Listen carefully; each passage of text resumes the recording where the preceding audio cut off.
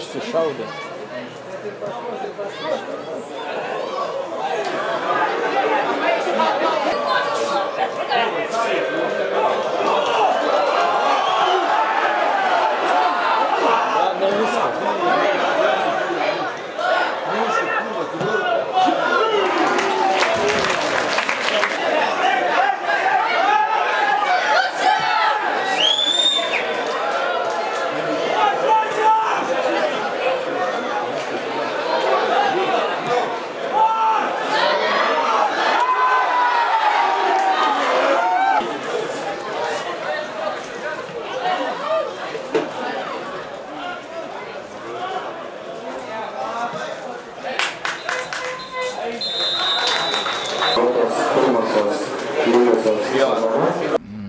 Kaip sakant, pagaliau mes lygystės iškovojom, galim sakyti. Nu ką, aišku, namuose norėjusi daugiau pergalės, bet ko gero vėl meistriškumo stoka, išnaudojant progas, ypač pirmam kėlinį turėjom tikrai keletą neblogų momentą pelnyti įvartį, jie nepelnėm, o antram kėlinį šiek tiek nesiklijavo žaidimas.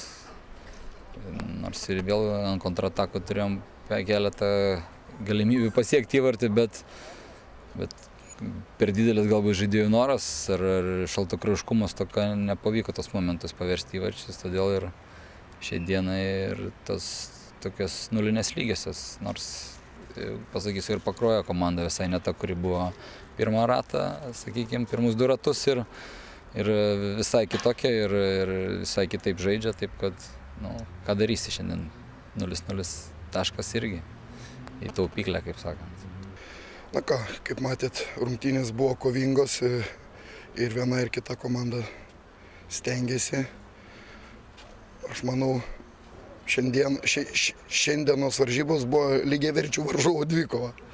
Šiandien žiūrint šias rungtynės, aišku, gal Šiauliai labiau patyrus komanda jau žaidžia, bet kaip vis tiek jaunimas yra jaunimas, dar reikia, aišku, tobulėti.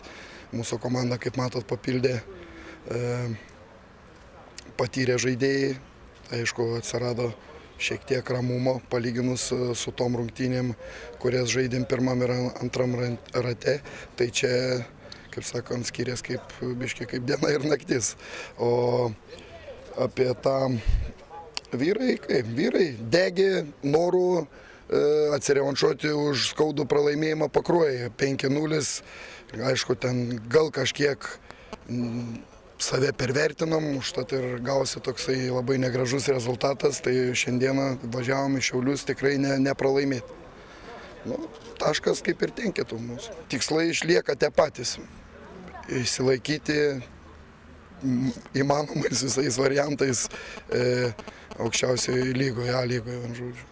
Tai va, užtat ir buvo padarytos kardinalios, kaip sakė, permainos komandoje. Buvo keletą žaidėjų atleistų, paimti pajėgesni žaidėjai, bet principe dar, kad ir langas užsidaręs, aišku, dar trūksta iki pilnos komplektacijos, darbai vyksta, bet jeigu bus, tai nepasikeis niekas, tai tie patys žaidėjai visi žais.